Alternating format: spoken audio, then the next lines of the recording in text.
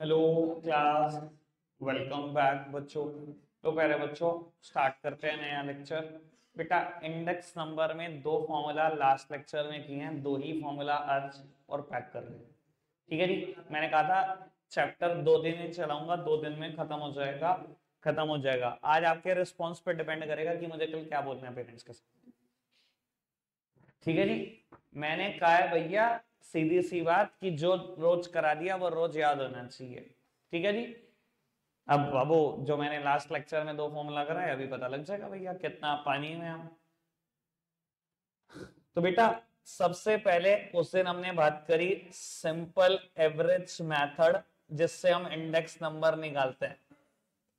Simple average method. Jasprit, क्या formula है simple average method का जो अभी आपने पढ़ा? बिल्कुल अभी। हाँ, क्या पी? बोलो बोलो। P0 is equals to sigma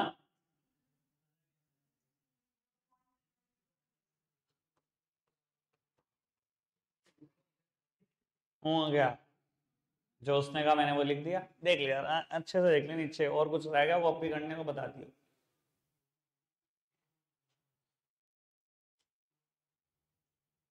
Arshit, index number को किससे रिप्रेजेंट करते हैं? इधर देख। इंडेक्स नंबर को किससे रिप्रेजेंट करते हैं? बहुत बढ़िया, तैयार रहो बेटे, तैयार रहो। कल गणंती ना करा दी तुम्हारी तो।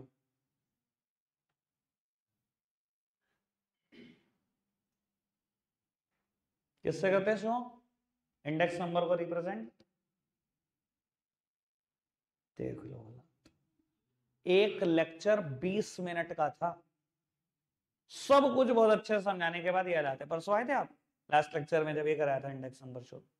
जसप्रीत जी आए थे? बहुत बढ़िया। तो आया था हर्षित? तो आया था शुभम? तो बताएगा इंडेक्स नंबर क्या बताते हैं, ये बताते हैं। इंडेक्स नंबर क्या बताते हैं, क्या बताता है इंडेक्स नंबर? मैंने सबसे पहले कहा था कि इंडेक्स नंबर में एक चीज बड़ी जरूरी है जानना, कि इंडेक्स नंबर का मीनिंग क्या है। यही जान लो। यही कहा था ना, एक ही थ्योरी चीज बताई थी। क्या बताते हैं इंडेक्स नंबर?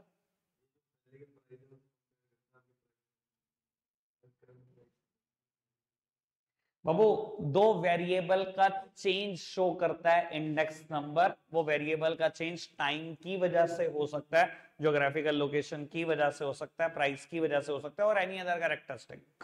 ठीक है, पर मैंने कहा था मेनली टाइम और प्राइस के ही चेंज आप देखते चले जाते हो। 2011 से 23 में कितना टाइम और कितना प्राइस, यही देखते रहते हम।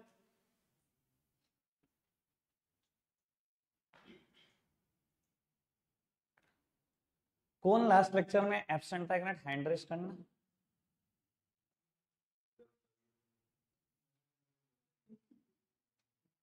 उज्जवल, इंडेक्स नंबर को किससे रिप्रेजेंट करते हैं?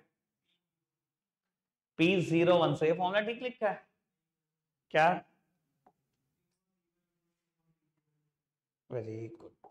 Sigma P1 upon P0 multiplied by 100। Gauri, Prithvi, base year India के हिसाब से कौन सा ईयर है? 2011। Why it is considered as a base year?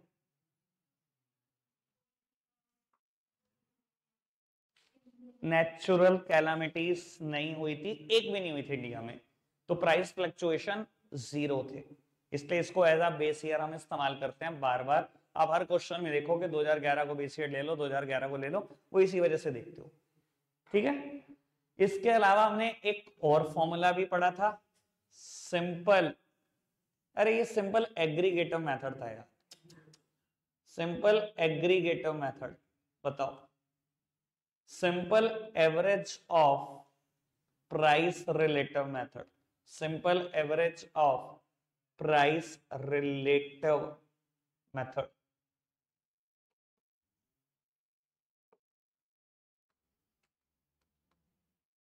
सात्विक, क्या मामला है इसका? अच्छा, तो पहले तो करा था। कोई नहीं, कल मम्मी कराएगी यार, कान पकड़ के। केशव क्या फॉर्मूला है? वेरी, वो मेरे को तो कल वीडियो चलानी है ये।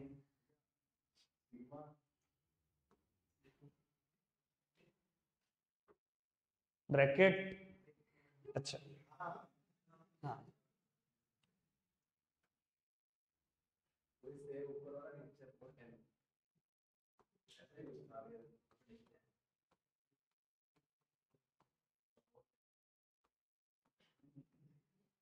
मल्टीप्लाई अंडर, कैसी बात कर, दिल तोड़ दिया। ये ऐसे ही है ना, सिग्मा अपॉन सिग्मा की मल्टीप्लाई सिग्मा, सिग्मा से सिग्मा कैंसिल है। अच्छा अब ठीक है, अब ठीक है, चल दूसरा मामला तैयार, ठीक है बाबू। इसी चीज को हम आर से भी रिप्रेजेंट करते हैं, यही तो रिलेटिव होता है, कहते हैं ना simple average of price relative method, यही बेटा आ रहा है, यही रिलेटिव है, इसको प्यार से रिलेटिव ही तो बोलते हैं, प्राइस रिलेटिव। ठीक है जी, दो फॉर्मूले 20 के प्राण निकल गए इतनी देर में। क्या आते थे तेरे को यार, क्या बात कर रहा। चैप्टर नंबर कौन सा चल रहा है स्टैट्स का? सेकंड, हाँ वही 14th। क्या बुक में 14th है? 11 होगा, आंखें खोल ले। कह रहा 14, चैप्टर 11 है टोटल कोर्स में स्टैट्स में, चैप्टर टोटल 11 कह रहा 14th है, और कॉन्फिडेंस से बहस करनी है हमें। रेनबो है, अच्छा रेनबो वाले ऐसे करते हैं क्या? तेरा रेनबो है भैया, बता यार। आओ जी, सामने देखना जी। Little knowledge is a very dangerous thing, पर आजकल के बच्चों को लगता है लिटिल नॉलेज लो, पहले बहस करो, साबित करो अपनी बात को सही। लो पुत्र, इधर देखो जी, अब सामने देखो बेटा, दो फॉर्मूलाज और हैं, अभी खत्म करना है चैप्टर, कल का दिन नहीं है मेरे पास इस चैप्टर के लिए बाबू। कल डिस्कशन के बाद परसों एक नया चैप्टर रिवाइज करना स्टार्ट करेंगे। अब फिर एक थ्योरी चैप्टर पे आ जाऊंगा, एक प्रैक्टिकल एक थ्योरी हो गया, ठीक है जी। अब माइक्रो से देखते हैं भैया कोई चैप्टर। बाबू कल हमने सबसे पहले weighted aggregator, sorry simple aggregator method पढ़ा, और फिर simple average of price relative पढ़ा। सूचल यार ठीक बात है क्या ये? पूछने लग जाओ तो वैसे नहीं पता, हम आए नहीं थे, जब आगे कराओ तो पढ़ना नहीं। सिंपल एग्रीगेटर मेथड पढ़ा और simple average of price relative पढ़ा। आज पढ़ रहे हैं पहले weighted average of price relative method, weighted average of price relative method. सब सामने देखना पुत्र जी, बिल्कुल सब सामने। बेटा यहां इंडेक्स नंबर कैसे कैलकुलेट होगा, मैं बेटा पेरेंट्स को ना एक बार जलवा दिखाऊंगा तुम्हारा, ये याद करके है ना, ठीक है देख लेंगे ना भैया उनके सामने ही, तब भी अभी बोल रहा हूं बता के पूछूंगा, बता के, ठीक है जी ध्यान रखना। बेटा इंडेक्स नंबर कैसे कैलकुलेट होगा, sigma R W upon sigma W, मतलब समझना इस चीज का। बेटा क्या मतलब है सिग्मा आर डब्ल्यू का और सिग्मा डब्ल्यू का? ऑल्दो बेटा जब मैं वेटेड मीन भी करा रहा था ना कभी मीन चैप्टर में, तो मैंने हमेशा वेट का मतलब बताया आपको, इंपॉर्टेंस हमेशा। यहां पर भी वेट का मतलब कुछ और नहीं, या डब्ल्यू का मतलब कुछ और नहीं, इंपॉर्टेंस से है, ठीक है जी। ये आर क्या चीज है, आर वही है बेटा प्राइस रिलेटिव, आर का मतलब कुछ और नहीं, जो बेटा कल था प्राइस रिलेटिव मेथड में, वही आर का मतलब है। P1 upon P0 multiplied by 100, ये आर है, इसको मल्टीप्लाई करते चले जाओ वेट से। अब वेट की क्या जरूरत है, क्यों मल्टीप्लाई कर रहे हैं, थोड़ा सा ये समझो। बेटा कल तक मैं जितने क्वेश्चन कर रहा था ना, सीधा सीधा प्राइस का कंपैरिजन किया जा रहा था, सीधा सीधा, और मतलब अगर मैं सभी चीजों का बस प्राइस का ही कंपैरिजन कर रहा हूं, मतलब सबको बराबर वेट दे रहा हूं, सबको बराबर इंपॉर्टेंस दे रहा हूं। लेकिन एक बात बताओ बेटा, क्या घर में हमारे एक्चुअली में ऐसा होता है कि जितना वेट आता है उतना ही शुगर आती है? मतलब अगर एक महीने की कंजम्पशन 30 किलो की है वीट की, तो 30 किलो शुगर खा जाते हो एक दिन में, एक महीने में, मतलब ही नहीं, ठीक है ना। अच्छा, जितनी कंजम्पशन वीट की है क्या उतनी राइस की है? नहीं। और जितनी राइस की है क्या उतना चाय पत्ती की है? नहीं। ये मानते हो वीट की कंजम्पशन इन सब में से सबसे ज्यादा है। राइस की इससे थोड़ी सी कम, हम नॉर्थ इंडिया वाले लोग तो वीट ज्यादा खाते हैं, राइस कम खाते हैं, ठीक है ना। शुगर की उससे कम और टी की उससे कम। ये तो मान लो सबकी इंपॉर्टेंस अलग अलग है। तो बेटा अब मैं वेट के हिसाब से देखना चाहता हूं कि अगर कोई चीज बेस ईयर में 100 की थी तो वो करंट ईयर में कितने की हो चुकी है, मैं वेट के हिसाब से देखना चाह रहा हूं, ठीक है जी। हमें इक्वल वेट नहीं दे रहा, सबकी इंपॉर्टेंस अलग अलग दे रहा। समझ आ रही है बात? तो W का मतलब वेट से है, R का मतलब प्राइस रिलेटिव से है। आओ जी देखते हैं बेटा कल से आज तक में क्वेश्चन में क्या फर्क पड़ गया। बाबू इसी पर बेस्ड एक क्वेश्चन करेंगे। बस एक सेकंड पॉज कर। बेटा ये क्वेश्चन है मेरे सामने, कहता है given the following data and using weighted average price relative method construct index number for 23 based on 2011 prices. ठीक है जी। बेटा गुड्स दिए हुए हैं wheat, rice, milk, ghee and sugar, और मेरे को वेट भी दिए हुए हैं, और ऑलमोस्ट मानोगे बेटा हमारे घरों में सेम कंजम्पशन पैटर्न। व्हीट पे हमारा सबसे ज्यादा वेट है, राइस पर थोड़ा सा कम, उससे थोड़ा सा कम मिल्क पर, उससे थोड़ा सा कम घी पर, और शुगर पर, इन पांचों में से सबसे कम, ठीक है ना। ऐसा ही है लगभग बेटा, हमारा कंजम्पशन पैटर्न भी ऑलमोस्ट सब घरों का आसपास ही है, ठीक है जी। तो ये बेटा इंपॉर्टेंस है, यही है वेट, डब्ल्यू जिसको हम बोलते हैं। और मुझे प्राइसेस गिवन है बेस ईयर के, हमारा 2011 बेस ईयर है P0, और ये बेटा मेरे पास 23 है, यानी कि बेटा करंट ईयर मतलब P1, ठीक है जी। तो एक बार मैं सभी कॉमोडिटीज लिख देता हूं। सबसे पहले wheat, rice, milk, ghee and sugar, इन सबके वेट 40, 30, 15, 10, 5।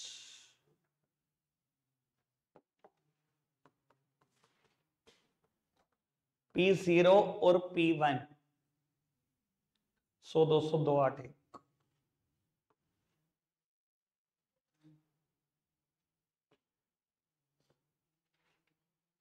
200, 800, 16, 40।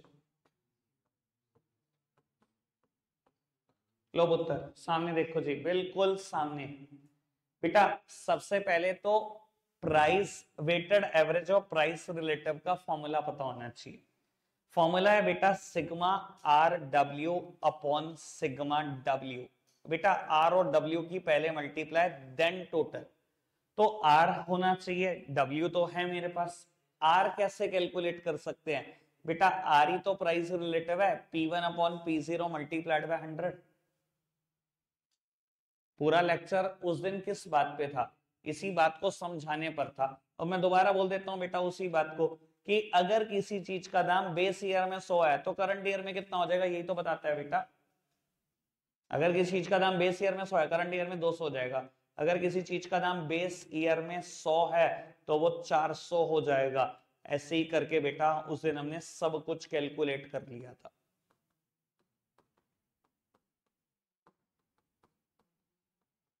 लो जी, कोई दिक्कत कोई परेशानी तो नहीं। अब बेटा मैं उस दिन वाला फॉर्मूला लगा देता हूँ और आज वाला, एक बार उस दिन वाला भी लगा देता हूँ। बेटा उस दिन वाला फॉर्मूला कहता था sigma P1 upon P0 multiplied by 100, जो भी केशव ने बताया था, अपॉन एन भी था, है ना। बेटा इसका टोटल करना, ये देखो ये हो गया 1400, 1400, 600, 2000, और ये 5, 2500, ठीक है। उस दिन बेटा 2500 और नंबर ऑफ कमोडिटी 5 थी, एन से डिवाइड करा, उस दिन बेटा क्या आया था 500, यही था ना आंसर। उस दिन याद आ गया होगा आधे से ज्यादा बच्चों को। आज बेटा मुझे ये सब करना नहीं, पर उस दिन आंसर 500 आया था, ये बात क्लियर होनी चाहिए। आर डब्ल्यू, बेटा ये रहा आर, ये रहा डब्ल्यू, करना multiply, 40 multiplied by 200 8000, 30 multiplied by 400 12000, 800 multiplied by 15 12000, 5000 और 3000, ये हो गया 20, ये भी 20, 40। सिग्मा आर डब्ल्यू किसके बराबर, 40,000 के बराबर, ये रहा 40,000, और सिग्मा डब्ल्यू, डब्ल्यू का जी टोटल कर लो, ये है 100, यानी कि आंसर इज 400, यानी कि 100 की चीज 400 की हो चुकी है। बेटा अगर मैं इक्वल इंपॉर्टेंस दूं, जैसे कि मैं कल दे रहा था, जैसे कि मैंने अभी आंसर 1 मिनट पहले करा कल वाले मेथड से, तो 100 की चीज 500 की दिख रही है। पर अगर मैं वेट के हिसाब से इंपॉर्टेंस दे रहा हूं तो 100 की चीज 400 की दिख रही है और दिखेगी भी। ये बात आप सोच पा रहे हो कि नहीं सोच पा रहे हो, लेकिन मैं हमेशा कहता हूं बेटा जिस चीज को जितनी ज्यादा इंपॉर्टेंस दूंगा, इधर देखना व्हीट और राइस को कितनी इंपॉर्टेंस थी, 100 में से 70%। मेरे घर का खर्चा व्हीट और राइस का है इन 5 चीजों में देखो तो। बेटा जिस चीज को जितनी ज्यादा इंपॉर्टेंस दूंगा आंसर उसके पास नहीं रहेगा। मैंने अगर इनको सबसे ज्यादा इंपॉर्टेंस दी तो भैया आंसर तो मुझे पता था इनके आसपास ही होगा। ये देखो कितना कितना बढ़ गए, पर आंसर इनके पास भी नहीं गया। क्यों नहीं गया? क्योंकि वेट ही कुछ नहीं है, आपकी इंपॉर्टेंस ही कुछ नहीं है मेरे टोटल खर्चे में। मेरे टोटल खर्चे में सबसे ज्यादा इंपॉर्टेंस किसकी है? अगर मैं 100 रुपए खर्च रहा हूं तो 70 एक ही जगह पे खर्च रहा हूं, इसी के पास नहीं रहना चाहिए था आंसर। मैं हमेशा कहता हूँ ना वेट वाले का तो मैं आंसर 2 मिनट में जस्टिफाई कर सकता हूँ कि आपने सही किया या नहीं किया, यहां से जस्टिफाई होता है, क्योंकि तुम सोचते ही नहीं करते टाइम, मैं सोच रहा होता हूँ करते टाइम। क्लियर है बात? समझ में आती है बात? कोई दिक्कत कोई परेशानी तो नहीं? 2 फॉर्मूला थे, तीसरा तो यार बहुत ही आसान है यार आज वाला फॉर्मूला। आर का मतलब वही है, डब्ल्यू तो वेट है ही है, कुछ है ही नहीं, sigma R W divided by sigma W. 3 formula done, आखिरी फॉर्मूला मैं लिख रहा हूं। चलो जी बेटा अब weighted aggregator method, weighted aggregator method.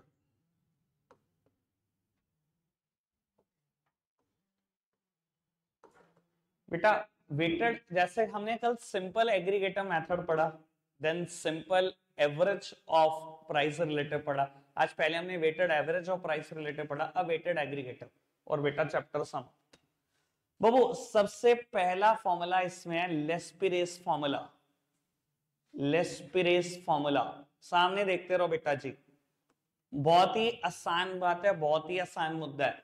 Then Paasche's formula, then बेटा Fisher's formula, Laspeyres, Paasche's, Fisher's formula.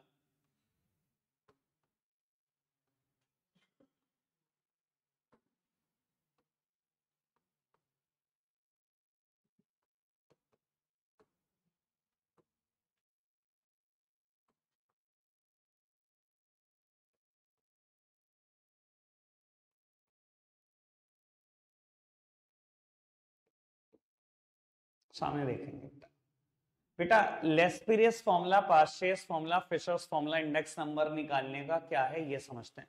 मैंने आपको पिछली बार इसको याद करने का एक शॉर्टकट बताया था कि जैसे मैंने याद किया हुआ है वैसे याद रख लो तो ठीक, नहीं भी याद होता है वैसे मेरे पास एक और तरीका भी है, मैंने वो भी बताया था। बेटा मैंने तो इसको ऐसे याद किया हुआ है, पिको पोको पिकी पॉकी। ठीक है जी, 4 ही चीजें हो सकती हैं। देखो अगर मैं कहूं 2011 का मुझे प्राइस पता है, क्योंकि वो बेस ईयर है, बेस ईयर को हम 0 से रिप्रेजेंट करते हैं। 2011 में आप कितनी क्वांटिटी खरीदते थे वो पता है, तो ये तो हो गया P0 Q0। और बेटा आज 2023 में मैं किस प्राइस पर खरीदता हूं, कितनी क्वांटिटी खरीदता हूं, 4 ही चीजें हैं और लगभग हर क्वेश्चन में पता होती है कि बेस ईयर का प्राइस कितना है, बेस ईयर की क्वांटिटी कितनी है, करंट ईयर का प्राइस कितना है, करंट ईयर की क्वांटिटी कितनी है। इससे सारी टर्म बन जाएंगी, सारी, कुछ नहीं रुकेगा। ठीक है, अब बेटा लेस्पिरेस की सोच और पास्चेस की सोच में इतना सा भी अंतर नहीं है, इतना सा भी अंतर नहीं है। मैं आपको सोच का अंतर दिखाता हूं। इन्होंने क्या करा बेटा, इन्होंने कहा देखो हम सिर्फ प्राइस फ्लक्चुएशन जानना चाहते हैं कि प्राइस की वजह से क्या दिक्कत आ रही है, कि 2011 में आप किस प्राइस पे खरीदते थे और 2023 में किस प्राइस पे खरीदते हो। क्वांटिटी कांस्टेंट ले लो, जो क्वांटिटी न्यूमरेटर में ली वही डिनोमिनेटर में ली। इसने बेस ईयर की क्वांटिटी पे जोर ज्यादा दिया, क्वांटिटी की तो फ्लक्चुएशन गायब कर दी, न्यूमरेटर में भी वही ली और डिनोमिनेटर में भी ली। ठीक है ना, इससे पता लग जाएगा ना करंट ईयर में किस प्राइस पे खरीद रहा हूं और बेस ईयर में किस प्राइस पे खरीद रहा हूं। यानी कि घूम फिर के बाहर क्या आएगा, प्राइस की फ्लक्चुएशन सिर्फ, कि प्राइस में कितनी बढ़ोतरी होगी। अगर बेस ईयर में 100 था तो करंट ईयर में कितने का बिक रहा है सामान, यही तो बाहर आएगा। देखो पास्चेस की भी सोच वही है, पास्चेस ने कहा क्वांटिटी की फ्लक्चुएशन 0 करो, क्वांटिटी की वजह से कोई फ्लक्चुएशन नहीं चाहिए। पर इसने फोकस किस पे किया, इसने कहा करंट ईयर की क्वांटिटी देखूंगा मैं, पुरानी क्वांटिटी नहीं देखूंगा। कोई दिक्कत नहीं, क्वांटिटी का फोकस तो सेम है, क्वांटिटी का तो फ्लक्चुएशन उसने भी इग्नोर करा दी, इसने भी Q1 लिया, जो डिनोमिनेटर में लिया वही न्यूमरेटर में लिया। बाबू अब ये देखो, यहां पर भी P1 है, यहां पर भी P0 है, अल्टीमेटली बाहर क्या आएगा, प्राइस की फ्लक्चुएशन। सिर्फ प्राइस की तो फ्लक्चुएशन बाहर आएंगी, क्वांटिटी तो इसने भी कांस्टेंट मान ली, जो इसने कांस्टेंट मानी वही इसने कांस्टेंट मानी। अब देखो दोनों का फॉर्मूला याद करने का तरीका क्या है, इसने Q0 को इंपॉर्टेंस दी, ऊपर P1 नीचे P0, हमेशा ऐसा ही होता है, बेस ईयर का प्राइस नीचे आता है और करंट ईयर का ऊपर। सिंपल एग्रीगेटिव मेथड क्या पढ़ा, sigma P1 upon sigma P0 multiplied by 100, वही तो है, sigma P1 upon sigma P0 multiplied by 100, quantity Q0 Q0। पास्टियर्स ने क्या करा, Q1 और फिशर तो भैया चीटर था बिल्कुल, ठीक है ना, तुम्हारी तरह इधर थोड़ा सा पड़ोसी में जाकर थोड़ा सा इधर जाकर, ठीक है जी, टॉपर बन गया। वही इंडेक्स नंबर कैलकुलेट करने का सबसे आइडियल फॉर्मूला फिशर का है, जो फॉर्मूला कॉपीड है। इसने क्या करा, इन दोनों के फॉर्मूला को उठाया, स्क्वायर रूट में डाल दिया, कहता मल्टीप्लाई बाय 100 बाद में कर देना, और ये सबसे आइडियल फॉर्मूला है।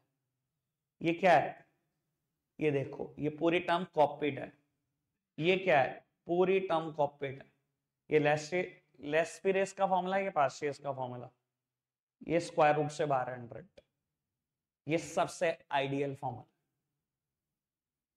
क्लियर सी बात, फॉर्मूले क्लियर है तीनों। आओ इस पर बेस्ड एक क्वेश्चन मेरा एक तुम्हारा, फिर वाइंड अप, ठीक है। चलो बाबू स्पीड बढ़ाकर मैं क्वेश्चन कर रहा हूं, ये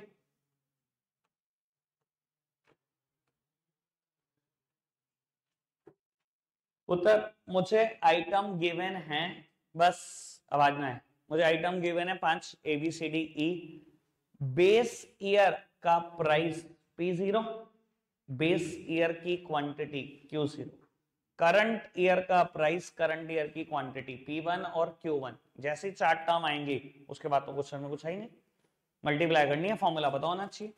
आओ जी प्यारे बच्चों, ABCDE, P0 Q0 P1 Q1, P0 देखते हैं, 10 35 30,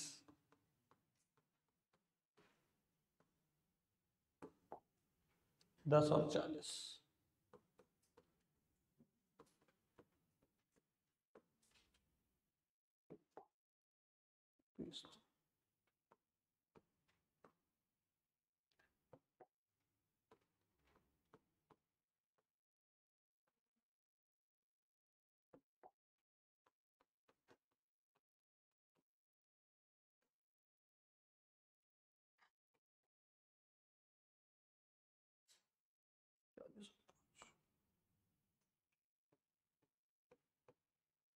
तो वो चारों टर्म मैंने लिख दी। सबसे पहले लेस्पिरियस फॉर्मूला, पिको पोको मल्टीप्लाइड बाय 100, मुझे चाहिए P1 Q0 P0 Q0, पहले इन दोनों की मल्टीप्लाई, 200 120 200 160 और 80, टोटल क्या आ गया देख लेते हैं जी, 400 600 760, गलत है कहीं ना कहीं,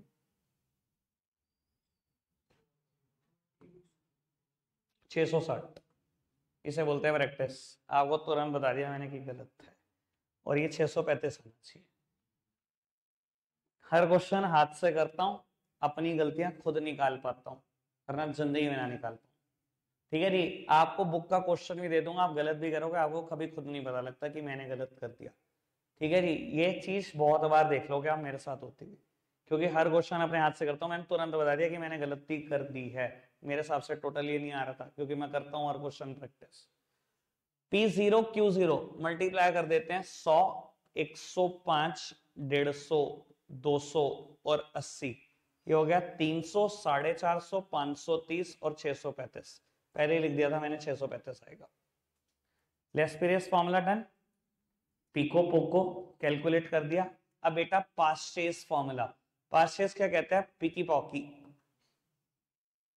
भैया मेरे को मेरी 11th क्लास से ऐसे याद है, ठीक है, ये कोई हंसने की बात नहीं है, अगर फ्री में 4 नंबर मिलते हो लूट लेने चाहिए। 100% वेटेड एग्रीगेटिव मेथड पेपर में लिखा गया, आपके देख लेना, तीनों में से शायद कोई फॉर्मूला ना है, वेटेड एग्रीगेटिव कंफर्म है, लेस्पिरियस पास्टियर्स और फिशर तीनों फॉर्मूला कंफर्म आएंगे पेपर। P1Q1 चाहिए मुझे, एक P0Q1 चाहिए। P1Q1 ये है बेटा मल्टीप्लाई 500, 400, 300, 160 और 200, 12 और 2 14, 1560 पॉकी P0Q1। अच्छा जी, 250, 350, 450, 200 और 200, 200 और 200, 400 और 800, 12, 14, 50 डन। कुछ भी नहीं है भैया, मल्टीप्लाई मल्टीप्लाई करते रहो फॉर्मूला देख के। अब वो फिशर्स फॉर्मूला इन दोनों का ही कॉम्बिनेशन है। सबसे पहले लेस्पिरेस, देन पास्चेस, और बेटा जो भी आएगा मल्टीप्लाइड बाय 100। ठीक है, जब आप अंडर रूट सोल्व करोगे 1.05 आ रहा होगा, यानी कि 105 आ रहा होगा। 103 के आसपास है शायद, वो 107 के आसपास है, कुछ ऐसे फिगर है। और जब आप सॉल्व करोगे पता लग ही जाएगा। मैंने क्वेश्चन कर दिया, ऑल्दो इट इज मेरा फॉर्मेलिटी। ठीक है, मल्टीप्लाई तो करना है, वो तो आप खुद भी कर सकते हैं। ठीक है जी, वो 1.3 103 पॉइंट समथिंग 107 पॉइंट मैंने बता दिया, 105 ही आएगा। ये क्वेश्चन है जो मैं चाह रहा हूं आप अभी सॉल्व करें, और उसके बाद आप जा सकते हैं थोड़ा सा होमवर्क लेके। ये क्वेश्चन करना फटाफट से बेटा। पेज नंबर ये 4 to 5 है, इस पे लिखा हुआ ये वाला इलस्ट्रेशन होमवर्क है। फिशर्स आइडियल इंडेक्स से मुझे ये टेबल कंस्ट्रक्ट करनी है। एक तो फिशर्स मेथड का ये फॉर्मूला, और अगले ही पेज पे 4 to 6 होगा, इस पे प्राइस रिलेटिव मेथड का यूज करना है 2011 को बेस ईयर लेकर। सुनो बेटा, सीधा लिखा है ना प्राइस रिलेटिव मेथड। अगर वेट दिए हुए हैं तो obviously weighted average of price relative method है। ठीक है जी, यानी कि sigma R W upon sigma W.